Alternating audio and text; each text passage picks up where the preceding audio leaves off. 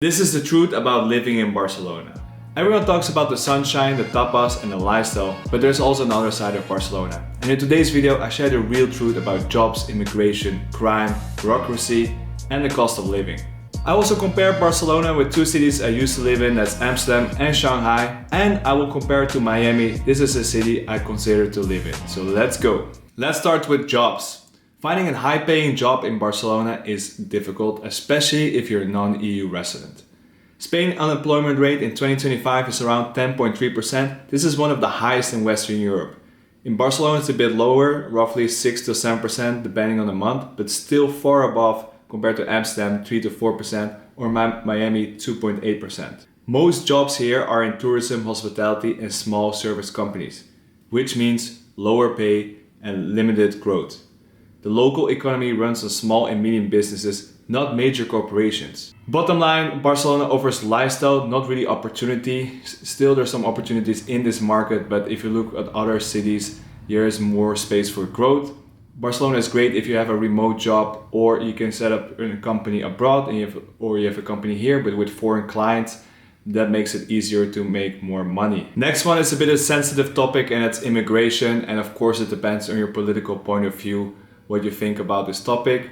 I'm just talking from my experience, what I see over here and what I believe. Of course you can disagree, but what I've seen here in Spain, in Barcelona, is there's a lot of low-skilled immigration, and it's kind of easy to get a passport. After 2 years for certain countries you already qualify for a passport, and the Spanish government is actively actually promoting to have more migrants coming here.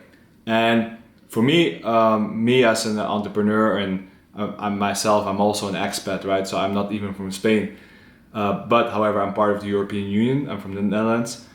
I would say migration is good, but of course, in my opinion, you need to see who do you want to have in your country.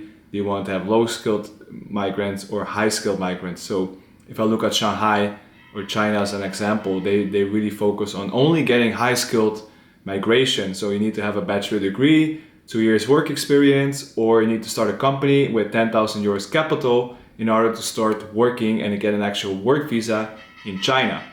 So for me, I like that model a lot. So if you follow the Chinese model, basically what it means is, okay, only people that add value to your economy or society on a higher scale, so not the low skill jobs, but the higher skill workers, come to China.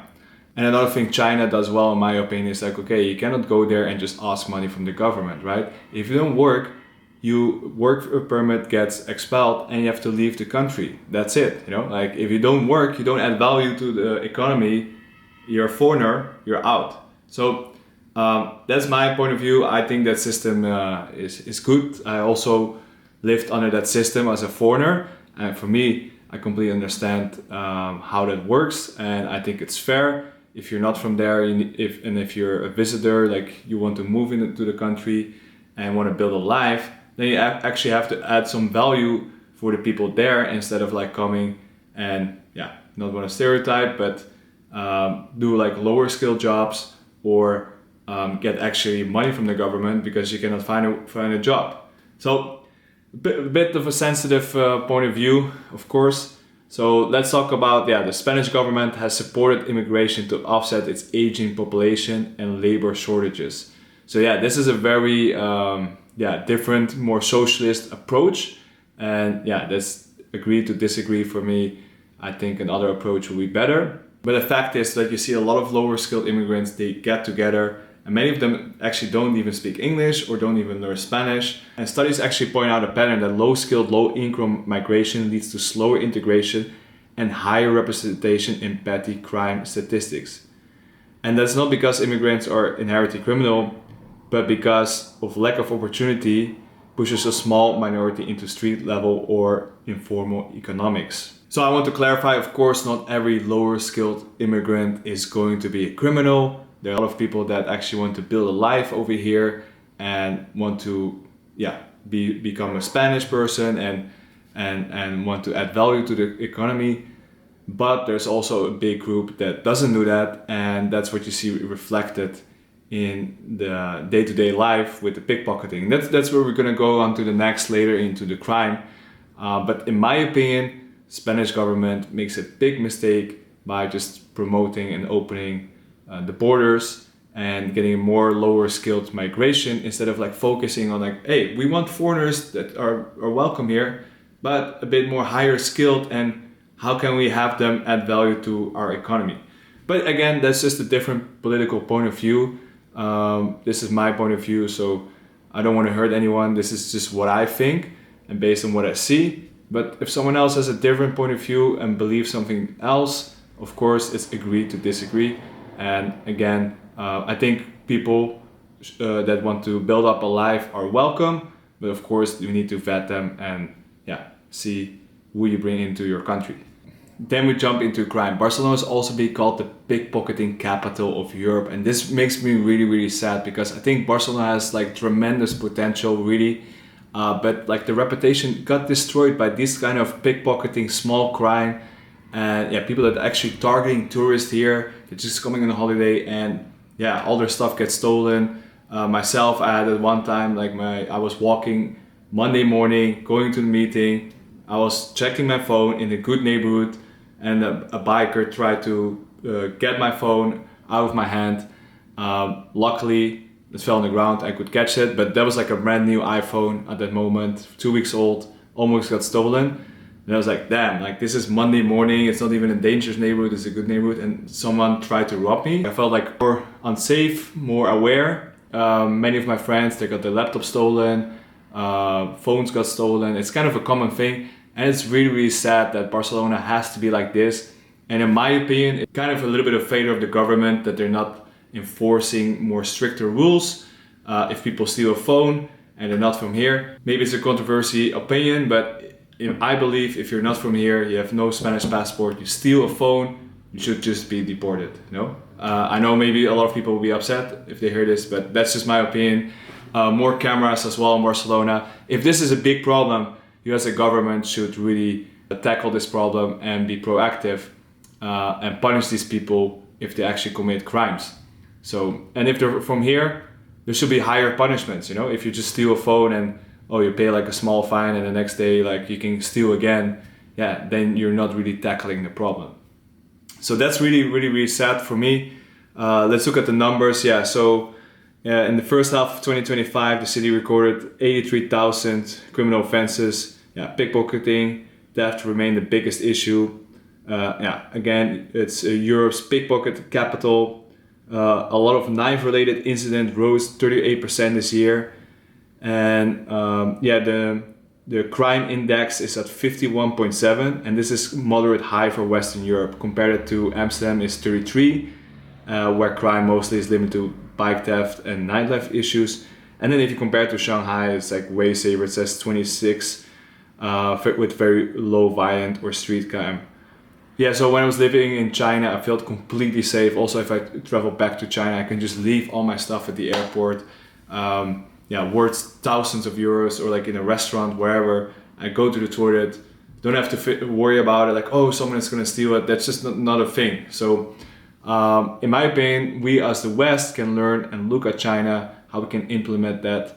So if someone is watching it in the Barcelona government, look at what they're doing. Of course, you don't have to copy the most extreme version, but I think Barcelona can definitely be a bit more strict to wipe out this pickpocketing crime and make it more safe for people to visit Barcelona, because that attracts more people to live here, more wealthy people also, and just have like a cleaner image of the city. Then we're going to talk about taxes. Spain is famous for its tax. They like to get their money. They're very strict on taxes. They're one of the highest in Europe. They're at 45 to 47% depending on your bracket. However, foreign professionals can sometimes use the Beckham law, paying a flat fee of 24% on Spanish income for 6 years. So if you're a foreigner, you can get for 6 years a reduction using the Beckham law. So that's a good thing. But if you're a local person, you pay high tax or after those 6 years. And it's not really business friendly. If you want to set up a company, especially an autonomo, a freelancer, these people get really taxed hard. They have to pay a lot of high contributions. Even if you make zero money, you spend like monthly fees, just keep running the autonomo, like a freelancer company. So It's not really well made for people to start a business. The taxes are high. It's not business friendly. If you have some write-offs, there's a lot of questions. Let's say you go to a business trip, you have to really show your schedule, what you're doing to get this write-off. And it's not like United States, Amsterdam, or even China. It's like way more business friendly. And the government actually wants to have people set up their company there, gives them tax benefits to grow their companies, to have startups, to have like tech startups, and actually afterwards employ more people. So the economy is growing. And that's what I really see in Spain, is like they don't give this attractive climate for entrepreneurs to settle down here. Let's say you have a tech startup and you can enroll everywhere in the world, right? It's not only limited to Spain, your service or your app. Why would you base your app in Spain? Even if you're from Spain, it doesn't make really sense to locate here because it's just like so heavily taxed and not business friendly. So yeah, what are you gonna do? You're gonna go to another Western European country, or you go to the United States and incorporate over there. And that happens a lot. Then doing business here in general, like, yeah, don't expect the same speed as back home. It's a mañana mentality. So some companies are very slow. I've had multiple times happening. Just easy example, for example, the Wi-Fi just stops working for one of the apartments we manage. And yeah, very simple. We just need to get a contractor from the company there to fix the Wi-Fi. This simple task took us 2 weeks to get it solved. Just to get someone on the phone was almost impossible.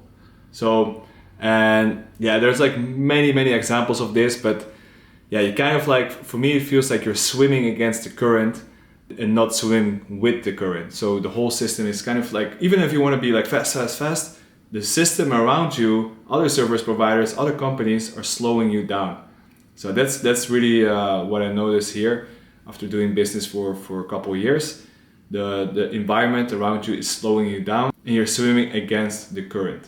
Yeah, so from the outside, Barcelona looks way more affordable. Of course, if you compare it to the United States, it's way cheaper. But if you compare it to Amsterdam, actually the difference is not that big. And especially if you look at the average salary, gross 2,000 to 3,000 euros per month. This is gross, so you still need to pay taxes. While an apartment, 2-bedroom apartment, is easily, if you have like in the center, it's not even a fancy place, like around 1,500 euros a month. So it's almost more than half of your salary is gone to rent. And then yes, like local Spanish things are cheap. If you go for Melodía, 15 euros for a lunch. But if you want the nicer stuff, you like go to a bit fancier restaurant, or like even not that fancy, just Asian food or other different kind of food, for 2 people, you spend easily 80 to 100 euros for a dinner. Or you can do other activities, go for drinks, like you spend 12 euros, 15 euros for a cocktail. That's exactly the same price as in Amsterdam. While the wages in Amsterdam are significantly higher. So the purchase power of people that live here is actually way lower, especially if they travel abroad. Everything is more expensive and it's way harder just to save over here if you're a local on a local salary. So summary, Barcelona cost of living feels almost like Western Europe, but the salaries are not. The business and entrepreneur community. Barcelona has an energetic scene, but it really contains of smaller companies like freelancers or digital nomads or coaches. Honestly, like the people that I meet, they're all like awesome entrepreneurs and great, but you don't really see like small, medium-sized companies built up by people that actually have more than 10 people working for them, or like do a revenue over 1 or 2 million. Let's not even talk about like a company with 50 to 100 employees.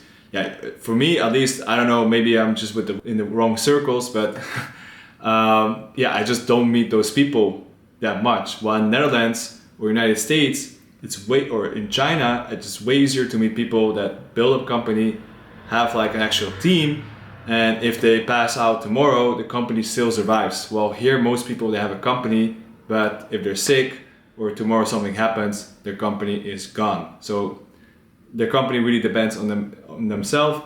While in other countries, like other cities I lived, you could see way bigger entrepreneurs, companies that do higher numbers, and yeah, just people you can learn more from and are more further ahead. And it's also easier to do business, right? Because if you have a bigger company, they have bigger budgets, they make more money, so it's easier for them to spend money, and they're more They're not as risk averse than the smaller entrepreneurs here. So that's a little bit my experience from the Barcelona business community. I kind of miss this thriving business events. There's still some cool events, don't get me wrong, but if I compare it to Shanghai or Amsterdam and United States, just the business environment overall is less good. So after all this stuff, why should you still move here? Yeah, that's a big question, right? I mean, besides all that, for me, Barcelona is still one of the best cities in Europe. It's just like an amazing city. It's vibrant. You meet amazing people still. You have the city center at the beach. The weather is amazing. Food is good. And yeah, overall, it's just a great city to live in. If you like an outdoor lifestyle, it's very sporty. It's a lot of things to do. The city never sleeps. There's a lot of activities. There's also kind of the danger because it's easy to have drinks almost every single day. For me, what I think, it depends on the position in your life you are. If you're a starting entrepreneur or you're starting in the corporate ladder and you want to find like a corporate job, my opinion, don't go to Barcelona. It's not the right place yet. If you're a bit more established, you already have your business set up, Barcelona can be a very good option if you can work remotely, especially if you're like a digital nomad. Barcelona is a perfect place. Or you already sold your business, you made a bunch of money, then Barcelona is amazing. Have the retirement life over here, or you just want to slow down a little bit, I think this is a perfect place. But if you're like, hey, I'm super hungry, I want to grow my business fast, I want to make a lot of money. Yeah, I went here, I started my business from scratch. It worked out, but it also took me a lot of time and effort, and yeah, I just felt a lot of resistance from external factors. And maybe if I did the same thing in a different market, things would have been way faster. I don't know, but that's kind of how it feels. So that's also one of the reasons why I'm expanding to the United States, because I feel like I kind of like hit a ceiling here in Spain. Yeah, so after all this, Barcelona is still a great city to live in, and I think it has huge potential. If the government just twisted a few things, then this city will be one of the best cities in the world. For me, it's already one of my favorite cities in Europe. So yeah, I still love coming here, and it will always have a special place in my heart. So yeah, let me know in the comments what you think about Barcelona, and if you want to move here and you want to buy a house, we can help you with that. So you can check out my website, greenroadsrealestate.com, and you can schedule a call with me to see how we can help you further to find your dream property in Barcelona. In this video, I just tried to give you the real picture. I'm not gonna oversell Barcelona. I just give you the facts, what I think from my experience, and also based on data. What are the downsides of Barcelona? But there are also a lot of upsides. So if you want to come for the upsides and you want to buy a house, then you can check out my website. Again, thank you so much for watching, and don't forget to like and subscribe. See you next time.